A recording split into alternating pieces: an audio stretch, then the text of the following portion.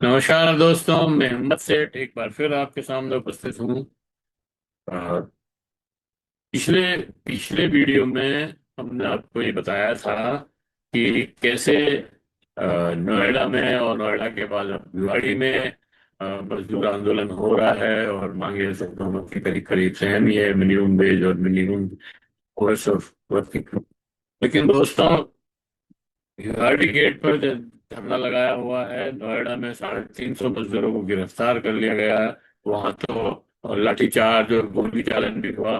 और यही नहीं, वहां पे पुलिस की गाड़ियां, 6 गाड़ियां भी जला दी गई और उससे हिंसक हो गया आंदोलन।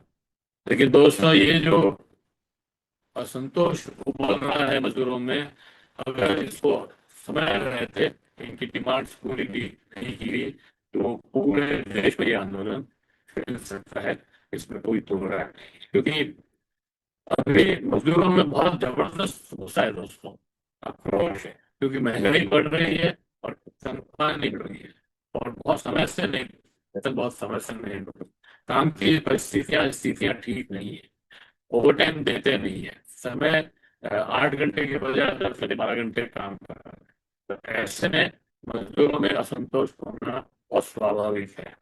अगर असंतोष उबलता है तो फैक्ट्रियां बंद होना, जाम, सड़कों पर जाम लगना और हिंसा होना भी अवश्यंभावी हो जाता है। मतलब होनी नहीं चाहिए, मैं नहीं कह रहा हूँ कि हो जाए। मैं ये मानता हूँ कि आंदोलन को हिंसा की तरफ नहीं बढ़ना चाहिए।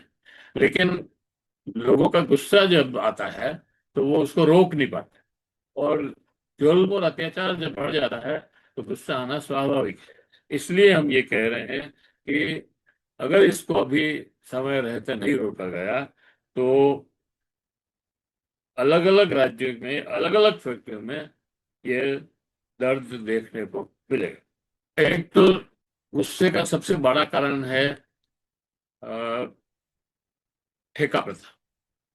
फैक्ट्रियां आदमी को काम, मजदूर से काम तो बराबर लेती है, 30 ही महीने है, 30 ही दिन। लेकिन उनको नौकरी पे परमानेंट नहीं करती, प्राइवेट रखती है, तो ठेके पे रखती है, दैनिक मजदूरी पे रखती है। उससे भी लोगों को गुस्सा बढ़ रहा है। और उससे असुरक्षा बढ़ जाती है। असुरक्षा बढ़ने से गुस्सा तो बढ़ता ही है। और एक ही काम के अलग अलग पैसे। और फिर ठेकेदार क्या करता है कि अगर आधा 2-4 घंटे का काम है तो 1-2 घंटे के लिए ही आदमी को रखता है, फिर भगा देता है। और अगर परमानेंट आदमी होगा तो परमानेंट कौन नौकरी करेगा। और परमानेंट काम है तो ये हम जब काम करते थे, नौकरी करते थे या ट्रेड यूनियन में भी थे, तब परमानेंट काम के लिए परमानेंट नौकरी होती थी, मतलब परमानेंट अपॉइंटमेंट होता था। अब क्या हो गया कि सारे परमानेंट जॉब्स के ऊपर भी प्राइवेट फैक्ट्री ठेकेदारी प्रथा चालू हो। तो ठेकेदार एक पैसे कम देता है और काम ज्यादा करवाता है, कस के लेता है, 10 घंटे 12 घंटे से ज्यादा काम करवाता है। तो ये सब जो है, और ये सब हो रहा है भारत सरकार की जो नीति बनी हुई, मतलब श्रम नीति, या ये कहें जो मेक इन इंडिया जो प्रोग्राम है, जिसमें बाहर की फैक्ट्रियां आकर के और यहाँ पर बाहर की कंपनियां आकर के यहाँ पे जो काम करवा रही है, तो उनको तो मजदूरों से शोषण ही करना है। उनको क्या करना है, उनको तो पैसे से मतलब है। तो इसलिए भी ये जो है बढ़ रहा है। अब सवाल तो है इंसाफ का, सम्मान का और सुरक्षा का। ये चीजें हो नहीं रही है। ये सिर्फ भिवाड़ी या नोएडा की कहानी नहीं है दोस्तों। पुणे ऑटो सेक्टर में ठेका मजदूर विरोध में काम हो, मतलब विरोध कर रहे हैं। फिर पेरुबंदर इलेक्ट्रॉनिक सेक्टर में आंदोलन हो रहा है। सानंद औद्योगिक सेक्टर में क्लस्टर में तनाव हो रहा है।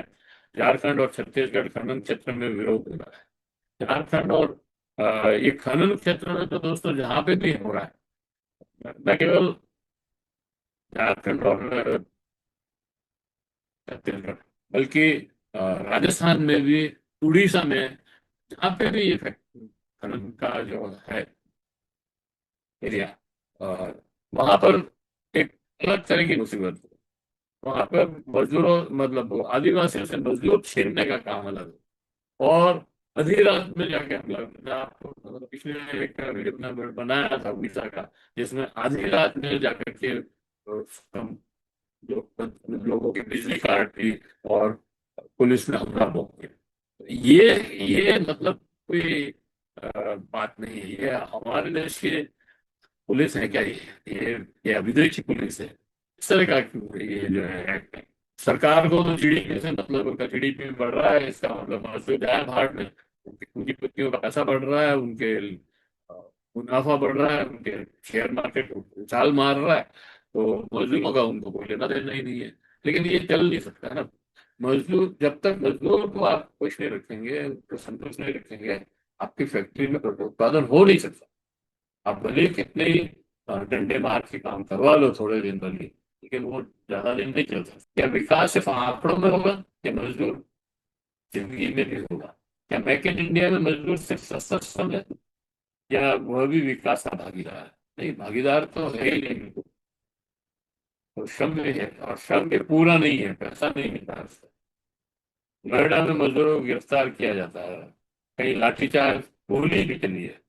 क्या हर आंदोलन जवाब कानून व्यवस्था होगा, या फिर सरकारी कंपनियां, सरकार और कंपनियां मजदूरों की बात सुनेगी? इतिहास गवाह है दोस्तों, जब जब मजदूरों की आवाज दबाई गई है, तब तब बड़ा विस्फोट हुआ है। आज भी बिगाड़ी कल पूरे देश में हो सकता है।